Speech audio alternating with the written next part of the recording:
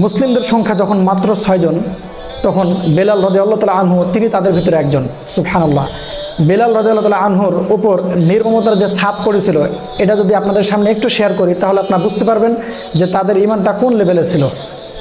একদিন বেলাল রাদিয়াল্লাহু তাআলা আনহুকে উমাইয়া বিন খালফ, কারণ তার কৃতদাস ছিল বেলাল রাদিয়াল্লাহু তাআলা আনহু, উমাইয়া বিন খালফ সহ তার সাথী সঙ্গীগণ তাকে মরুভূমির উত্তপ্ত বালুর উপরে তাকে কষ্ট দিচ্ছে আর বলছে যে তুমি তোমার একজন প্রভুকে ত্যাগ করো, একজন প্রভুকে তুমি পরিত্যাগ করো, আর আমাদের অনেকগুলো প্রভুকে 360 জন প্রভুকে তুমি গ্রহণ করো। নাউযুবিল্লাহি মিন যালিক। এভাবে বলছে আর তাকে মানে তার উপর নির্যাতন করছে।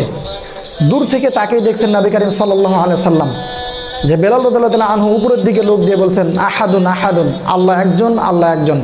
এই দৃশ্য দেখে নবী করিম সাল্লাল্লাহু আলাইহি ওয়াসাল্লাম বলছেন ইয়া বেলাল আহাদুন ইউজিকা, হে বেলাল তুমি জেনে রাখো অবশ্যই আহাদ একজন আল্লাহ তোমাকে একদিন মুক্তি দান করবে।